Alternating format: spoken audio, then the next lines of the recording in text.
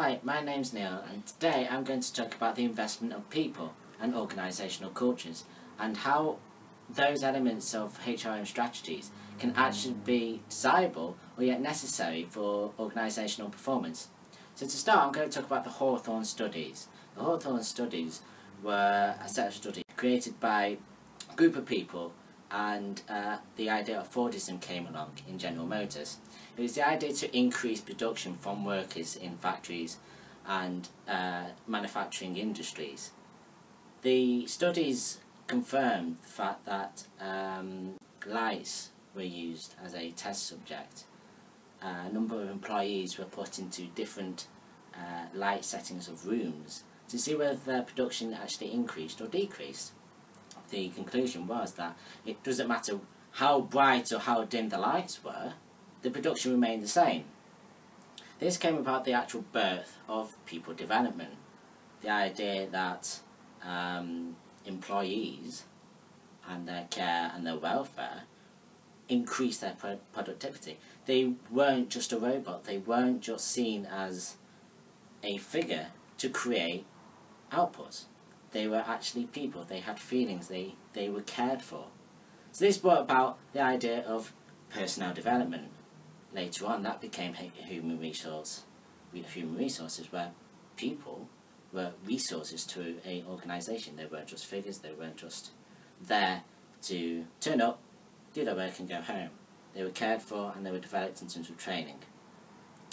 The desire to increase production was set by General Motors as an example. They were already huge in the markets, they were dominating markets, so was there actually a necessity to force people to be more productive? Well, no, not really. It was a desire. Of course, they wanted to maximise their profits, but it wasn't necessary for them to do so because they were already doing it. Hence, that's why the Hawthorne studies were created, the idea of Fordism, and the idea to develop people, which later on became human resources today.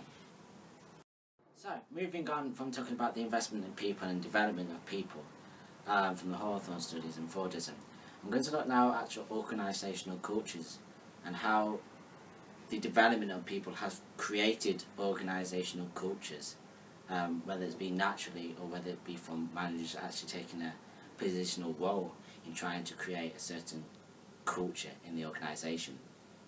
So first of all, I'm going to talk about companies such as Google and Innocent Drinks. They have created a culture whereby it's very flexible for their employees.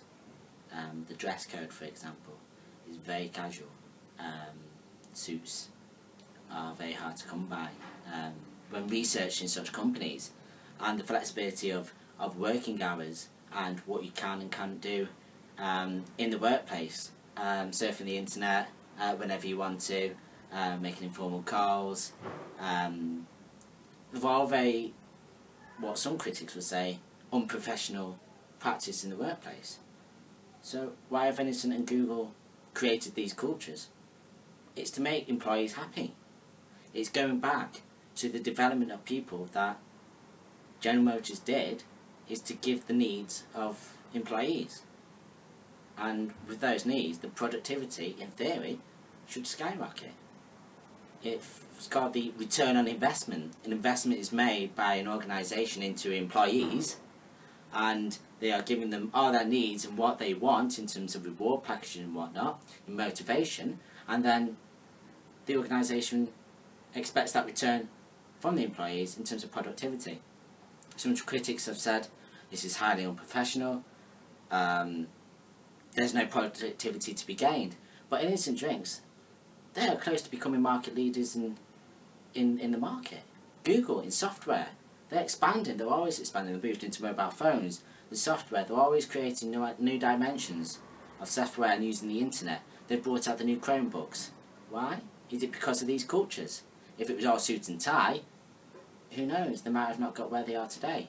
Samsung, a very big partner with Google at this minute in time in terms of mobile phones.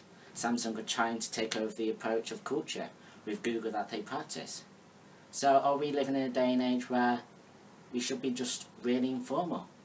Richard Branson is another iconic leader whereby in his boardroom, which is in his own private house in the middle of London, and you're in the boardroom, and all the directors, he tells every single one to take their ties off, because in his theory, ties restrict vocal expressions, so he gets them to remove their ties. Professional? Not really. Textbooks say that's highly unprofessional. So, when it comes to unprofessionalism, there's got to be some sort of lack of discipline. If there's a lack of discipline, then there's not going to be any work produced. But on the contrary, this is what Virgin, Google, Innocent Drinks, they're all big leaders in the market. When you hear of Richard Branson, he's iconic. Why? Because he's taken a different approach to managing people. So are these cultures desirable? Or are they necessary? You could say they're necessary, because look where these companies are now. Are they desirable? Preferably. Other companies are trying to adapt to these cultures, these ways of managing people. We are living in an age now where we don't really care. You can talk about rebellion in such terms. Oh, it's not always shirt and tie, coffee in the morning, you sit at your desk and that's all you do. It's communicating with people. They're living in a technological age whereby we're networking. We're becoming a lot more social. So, talking about that, and talking about domination in markets, I'm going to talk about a little bit about Nazi Germany. The conjoining of such beliefs in a culture and in a country by itself, when you have this great leader, might not have done the best of things in life, granted, but in terms of being a leader and being influential over people, that's what an organisation needs. Desirable? Yes, every company desires to be all powerful in the markets and maximising their profits. But it's also necessary. It's necessary to be competitive in markets. It's necessary to be making profits, especially in this economic climate. Organisations need to be making money. And that's where it reflects upon Nazi Germany, where there was a conjoining of people into their beliefs, and they worked and they became powerful over nations. They dominated, and that's what countries are all about. So in conclusion, are these HR strategies of developing people, developing cultures, creating a culture of people in an informal way, or whether it be a professional way, is it desirable? Yes. Society would deem that's desirable. We're living in an age now where technology has overruled how we live, and that's shown in the workplace. You could say it's necessary because of that adaptive change.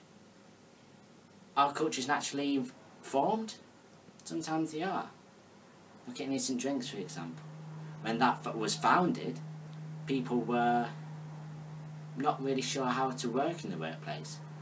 But the manager stepped in and said, look guys, stay relaxed, you're here to work, yes, but you're also here to have a good time.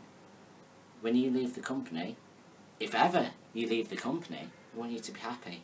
And that's the retention of employees. It's all about keeping your employees, but also maximising their profits at the same time, which brings about the balance between being a necessary strategy in terms of HR and desirable. There's got to be a balance. There's got to be necessary comfort of working and get the outputs and the performance from people, and there's the desire to make them happy and the desire to create an image of the organisation and an image of good reputation. If they can expand on that public relations of being such an amazing company to work for, because you can be really flexible and be really adaptive to balancing between work life and social life, then yeah, that's a good company to work for. But textbooks don't say that, academics don't say that. It's unprofessional. So, is it necessary to be culturally adaptive? Yes, because we don't want to be living in the dark ages. Is it necessary to be developing people? Yes, because society deems so. So I would conclude that there's a balance between the two. Thank you.